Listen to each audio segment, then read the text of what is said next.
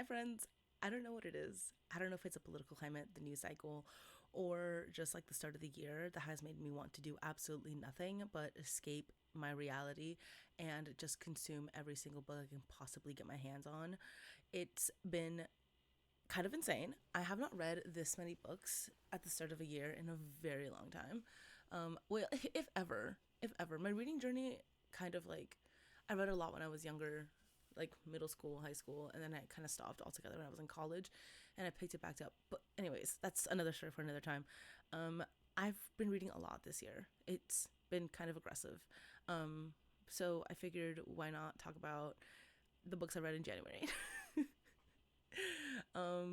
We can just go ahead and get started. Honestly, you can grab a drink, sit back and relax, and I'm just going to yap about everything I read in January because I feel like I have found some really, really, really good books, and it's only January. I also feel like I'm getting a lot better at picking books that I think I'll enjoy, which I think is a skill in of itself. In of itself, I don't, whatever. I feel like it's a skill in itself, and I'm really proud of that because before I used to really just read whatever was like on the trending page, so I didn't really put much like of my own interest or thought into it. I've also in the past been notorious for not reading the backs of books, and just kind of diving head first, and that has gotten me into a lot of trouble. So now that I kind of know what I like and know what I go for, I have started reading the backs of books and kind of, you know, seeing if it's something that I want to waste my time in. Well, not waste my time, but something that I just want to spend my time with, I think is the right turn of phrase. I also I'm also trying to stop like categorizing things as something that I waste my time with. Because if it's something that I want to do, then it's not a waste of time. Anyways, that's a story for another time. Let's talk about the books I read in January, shall we? Very first book I read in January is A Ministry of Time by Kayleen Bradley. Now, this was a pick for a podcast episode. We actually have a full episode where we talk about this book and I go into full detail. We go into like full spoiler detail about this book. So if you want to know full details, full spoilers, go check that out. We picked up this book because it was a Goodreads award, like it won a Goodreads award, and also because TikTok and the Instagram algorithm were like, hey, this book has everything and you are going to like it, and it's a beautiful whirlwind romance. Okay, needless to say, I am not going to trust like the internet as much anymore when it comes to my book selections. I say that now, but then like the next book, another book I read in January was an absolute banger, and it was okay. Anyways, so let's talk a little bit about this book. I'm not gonna give any spoilers just because I feel like this might be for somebody else. It just wasn't for me. I read this book as an audiobook because again, it was a signed reading for a podcast episode, which I always have to read as audiobooks. I have to read those as audiobooks, short, like solely because I just need to like finish them in a timely manner. But okay, so let me tell you about it. Let me tell you. There's a lot going on in this book. First of all, this book is, in short, a servant who is charged with the care of a man who has been brought to present time, who has been brought forward to present time from the past. Okay, they're a time traveler, obviously, if that wasn't apparent. But this book is described as having time travel elements, romance elements. It's also a spy thriller and a workplace comedy. That is a whole lot going on at one time. And I feel like, okay, take what I have to say with a grain of salt because obviously I am not a published writer, and I can only imagine what it must take to become a published writer. And even having your book published is like a feat in and of itself, which is why I always have trouble like bashing books because I understand how much work goes into it, and like work and passion and people and time and money, whatever. So I'm always super hesitant, but I'm gonna tell you how I feel about. If there's one thing I'm gonna do is I'm gonna tell you how I feel about something. Anyways, this is a lot to fit in to like 352 pages. Okay. If you think, wow, that is a lot of like things that this book is trying to achieve, you are correct. And the thing is, if it picked like one or two, maybe three of these, like categories, topics, themes to like touch on, I think it would have been successful. I think if it was a time traveling romance, we would have been good. If it was a time traveling workplace comedy, that would have been hilarious. If it was a time traveling thriller, that's great. A spy thriller workplace comedy, that's hilarious. But the fact that it tried to do everything at once, it was too much to really dive into in 352 pages. Okay, it was not none of these categories were fleshed out enough that it felt like it could like stand at all. If you stand for everything, do you stand like what is it? If you stand for everything, do you really stand for nothing? Like you know what I mean? That is that I believe to be is a falsehood. But yeah. Well, actually, is it a falsehood? If you stand for everything, do I guess it depends on what you stand for. Regardless, the next book I read this year was Checkmate by Ali Hazelwood. Now, I've been saying this a bit this last recent week because I've been talking about and thinking about the books I read in January. Um, I would read anything Ali Hazelwood would write. If Ali Hazelwood would word to if Ali Hazelwood would write a grocery list on toilet paper, I would take the toilet paper, I would scroll through it, and I would say, this is so interesting and fascinating. Thank you so much for providing this information. And like truly, truly treasure it and like thank her profusely. Because oh my gosh, for you say what you want about like this genre of books and like they're so predictable. I truly believe that Ali Hazelwood is a great contemporary romance writer. It's great. If you're going for contemporary romance, Ali Hazelwood's books would deliver, along with like your Emily Henry's and your Abby Jimenez's, whatever. But that's not what I'm talking about. I'm talking about Ali Hazelwood and Checkmate. Now this this book is YA. I am not a fan of YA. I'm not a fan of YA contemporary, and that is because it feels very separate from me.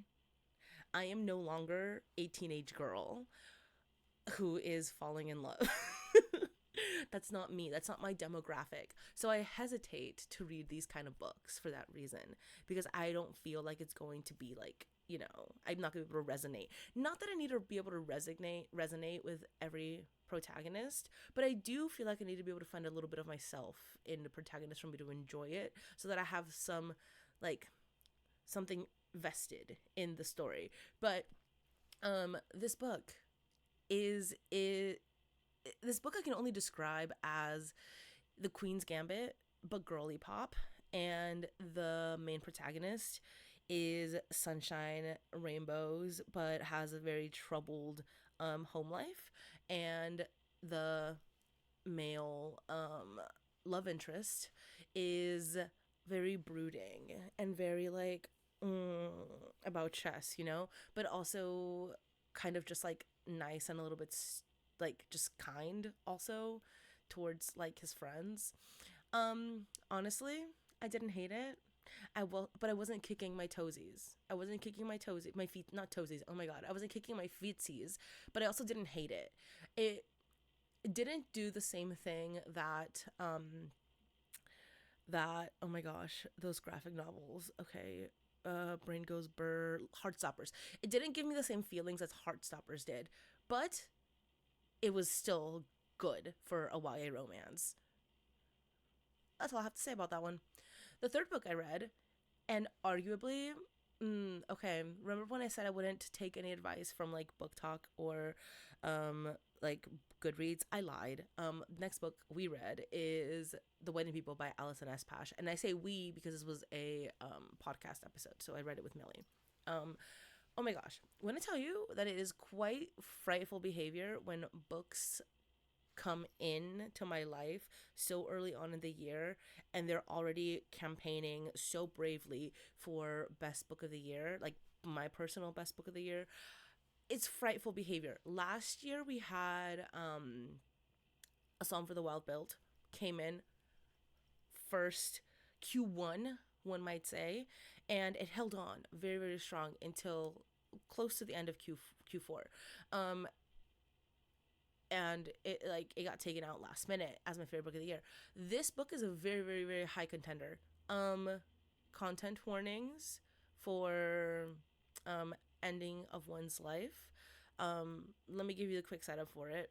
Just be aware of that. That's something that I'm gonna talk about briefly. So the main character, our main character, what's her name? I can't remember the names. I never remember characters' names. It's my biggest issue. It's I'm something that I'm trying to work on, but then I feel like I'm gonna know too many names. Anyways, our main character arrives to a hotel that she has always dreamt about going with her husband. Only her husband is no longer there. Okay, and she is there to end her life.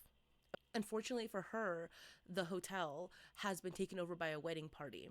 And the term bridezilla falls short for the way we can describe this bride. Everything changes though whenever their lives kind of come together in a very interesting dynamic situation. And it's so good. This book is so good. Okay, it's very slow to build, but the way in which it does is beautiful. Okay.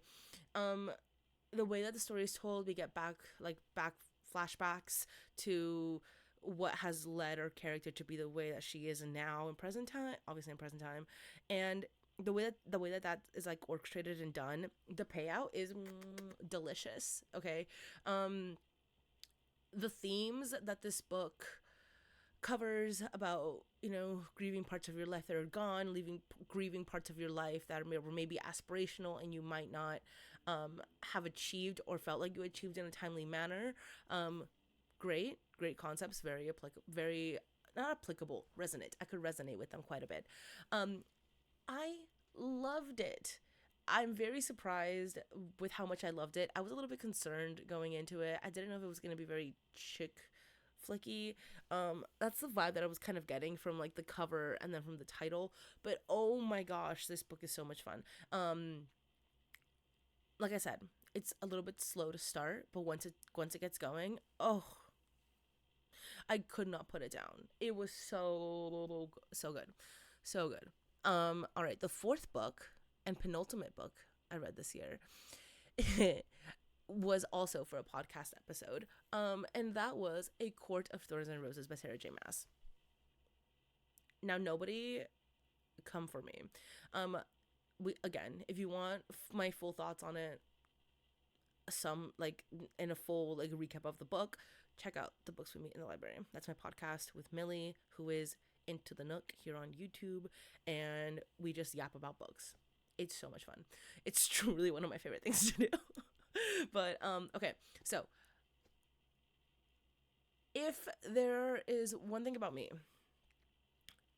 I wholeheartedly believe that in order to like something, you need to engage with it enough that you can see the holes and the fallacies in it. So for example, I like Twilight, the movie. All right, I like Twilight. I'm also keenly aware of how bad it actually is. Like, in and of itself, how bad that content is. But I still enjoy it. I can defend it, kind of. A story for another time. Point is, if I'm going to hate something or if I'm going to like something, I might as well read the original texts. So, Millie finally convinced me not convinced me. I made her read Midnight Sun last year, so this year she made me read A Court of Thorns and Roses. Yeah. So, read it. I now understand why I now understand why the series is so wildly popular and why this book is so wildly popular.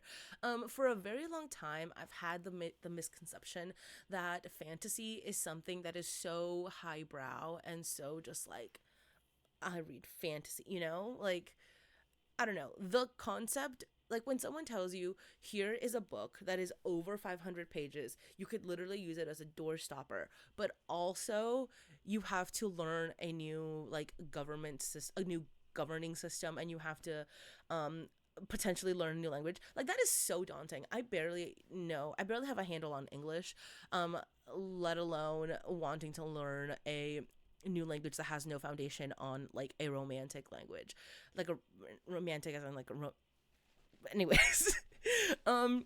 that seems so daunting, especially if it's not going to be useful outside of the context of this book. So that was always like my perception of fantasy. Over the last 2 years, that perception has changed altogether, and now I truly value fantasy for what fantasy as a genre for what it can provide to readers.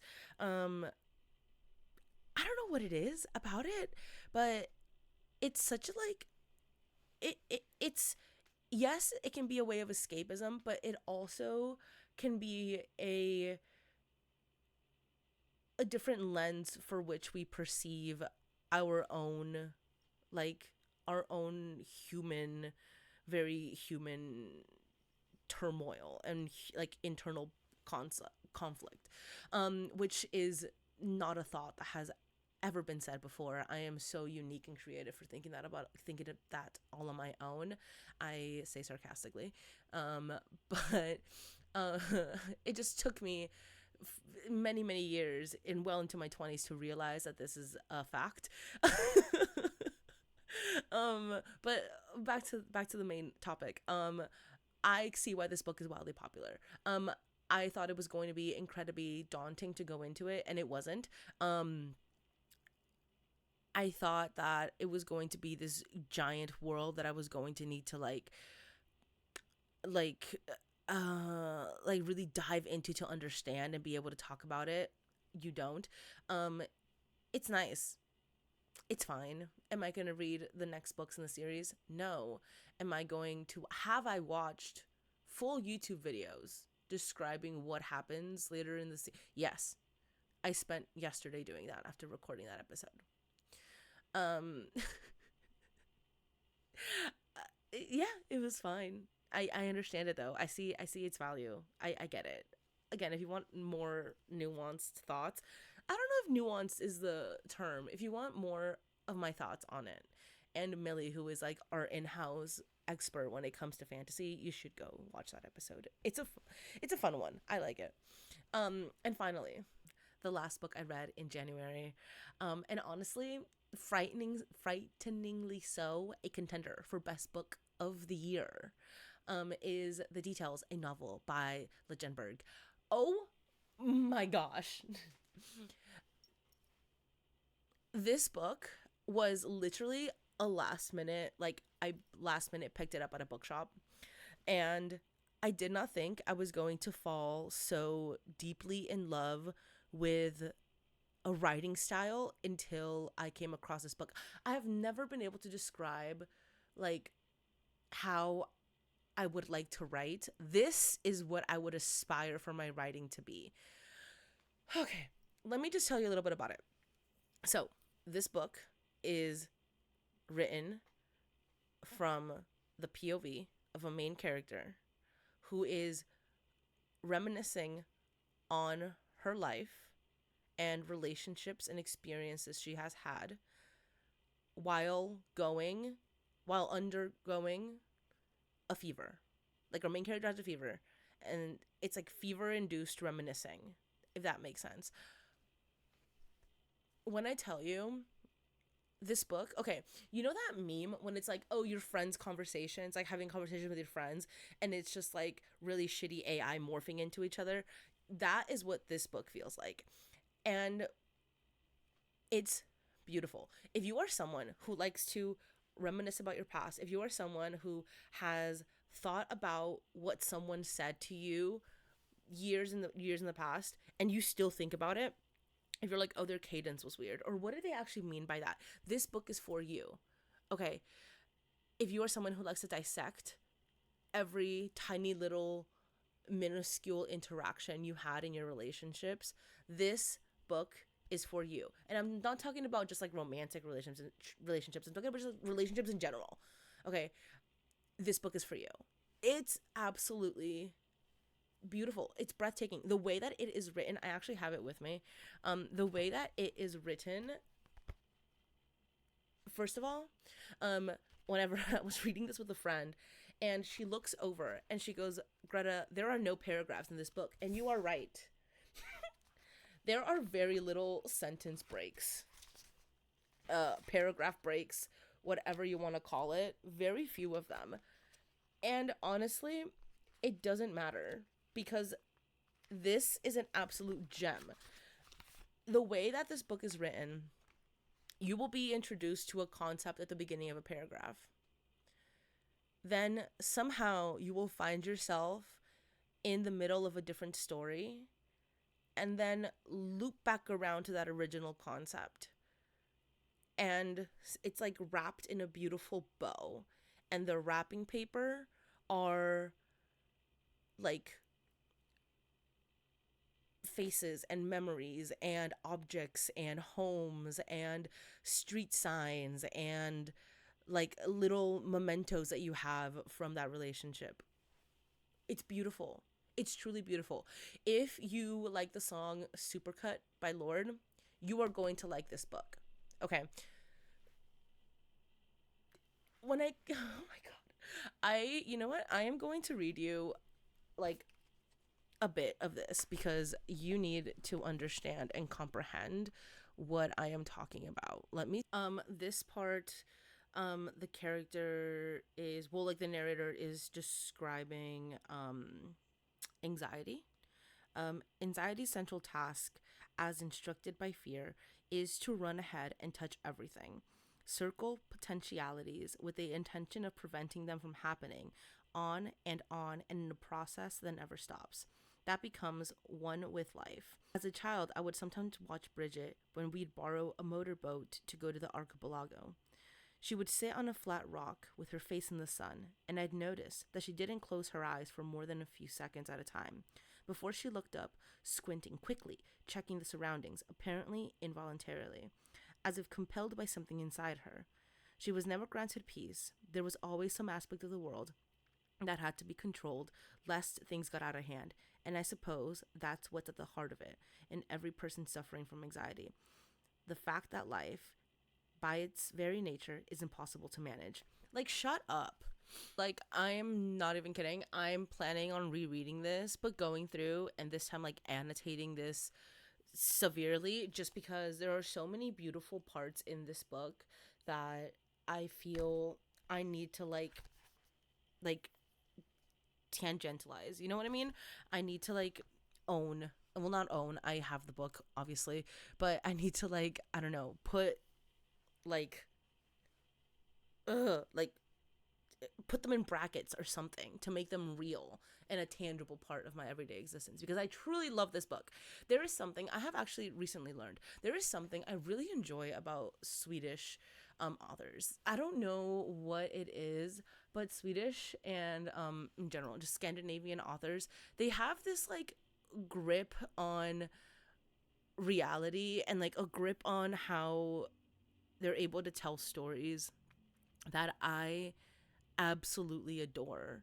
Um, it happened last year and the year before that. There's just always been like standout books that I really, really like, and then I find myself finding that they're like a Swedish author, and I'm just like, that's incredible. What about it is so good? Anyways, that was everything I read in January. I hope that you enjoyed this. If any of these sound interesting to you, please let me know because I want to know whether you think these sound interesting to you. Um, if there's any book that you pick up from this list, I highly, highly, highly suggest it to be this. This is perfection. Okay. I am going to speak about this book nonstop this year. Just be warned. Okay, that's everything we have for you today. Thanks for hanging out. I am currently 3 books into February, and I'm really happy with what I've read so far. Like I said, I feel like I'm getting really, really good at picking up books that I'm enjoying and picking up books that I think I'll enjoy, and that's been very nice and very rewarding. It just makes me feel like I'm getting better as a reader and at like picking my genres. This year is definitely going to be a year of both really big books and really, really small books. I have found that 200 pages is like the book sweet spot for me. If any book is within 200 to 350 pages, I will be picking it up and I will be reading it. I'm very excited. In February, I have a lot of fun. I actually made a whole video that is going to stay forever in the archives. It's fully edited too. It's really a shame. It is a TBR. I made a yearly TBR of books that I wanted to read in 2025, and so far, none of those books have been read. So far, I have been like my reading for this year has been guided by vibes and just mood alone. This is why I didn't publish the TBR, because I knew that whatever I put on there was not going to come into fruition, because I don't like to follow the rules I set for myself. It's something that we're actively working on. Anyways, I will see you next time. Bye.